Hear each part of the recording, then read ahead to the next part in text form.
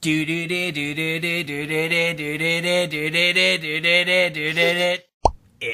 Assuming that the title was for the sake of saving time, let's just get on with the daggum review. It was directed by Andy Muschietti, and it was written by all of those people.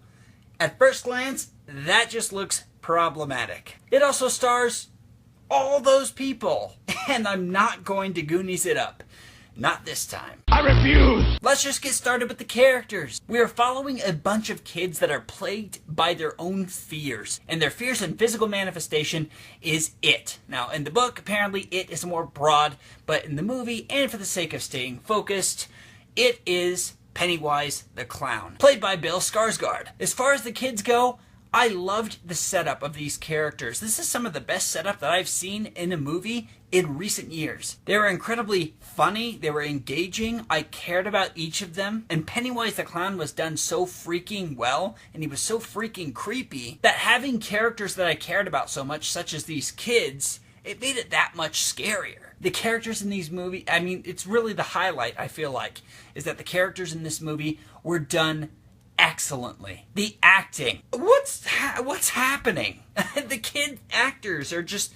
It's like it's Revenge of the Kid Actors this day and age. Really. Because these kid actors were incredible. And Bill Skarsgård as Pennywise was awesome. It's the best clown performance that I have seen since the Joker. I'm not going to say that Pennywise, played by Bill Skarsgård, is close to, even remotely close to Heath Ledger's Joker. I'm just saying that I remember two creepy clowns in my life. And that is Heath Ledger's Joker and Bill Skarsgård's Pennywise the Clown. I keep wanting to say Peter Skarsgård. Looked it up, not related.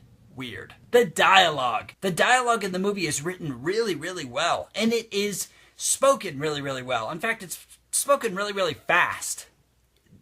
Not sure what that means. But nonetheless, I could follow it and everything. But these kids, man, the banter between all of them is just... whoa. And it was hilarious. It pays a lot of homage to the 80s. I didn't much have the foul mouth that these kids had, and neither did my friends.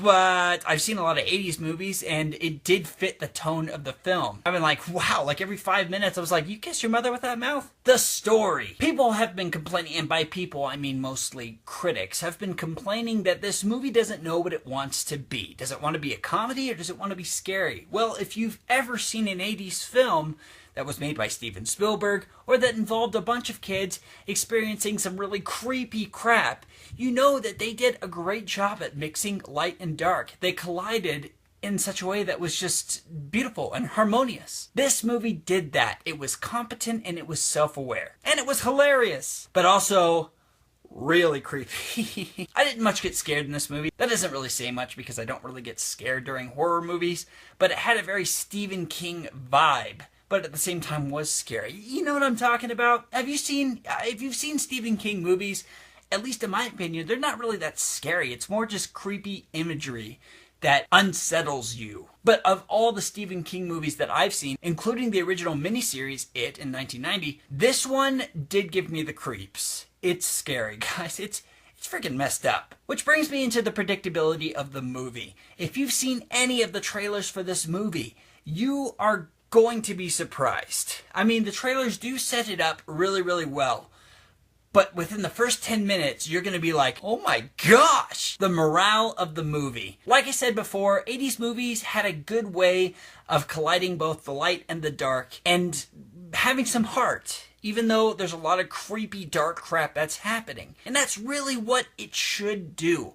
Because life is dark. This movie teaches about facing your fears. And it also teaches about what makes a true friend. And I mean a true friend. I walked out of this movie unsettled, yet happy.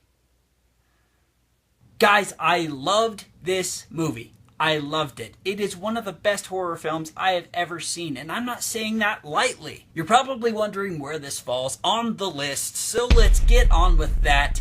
I would put this movie at number 26 on the list. This movie review is brought to you by Silent ASMR, a beloved subscriber. Thank you so much for subscribing to my channel and for suggesting it as your favorite movie. the weekend of its release. Good on you. It would take a freight train to overtake my favorite movie ever. Probably won't reveal that one for a while. But definitely go check out Silent ASMR and his freaking awesome microphone, which I am coveting. Which reminds me, don't forget to tell me what your favorite movie is or your least favorite movie is so that I can review it and give you a shout out too. It's a special thanks for subscribing to my channel. Might take a long time, but I definitely come through with my word every single time. So absolutely go check out this movie, especially if you like horror movies, and even more especially if you like Stephen King movies. Absolutely go see this. And it could even pass as a summer flick, just a fun flick if you want to go on a first date, second date. As long as your date can handle this stuff, then you absolutely should go see this and tell me what you thought about it below, because I absolutely care to know. And guys, there's really only one way to find true happiness, and that is by subscribing to my channel. So go ahead and hit the daggum subscribe button and that little bell on the side so that way you get notifications about new movie reviews, game reviews, movie news, game news, all kinds of stuff. And I will see you next time on MovieSlayer.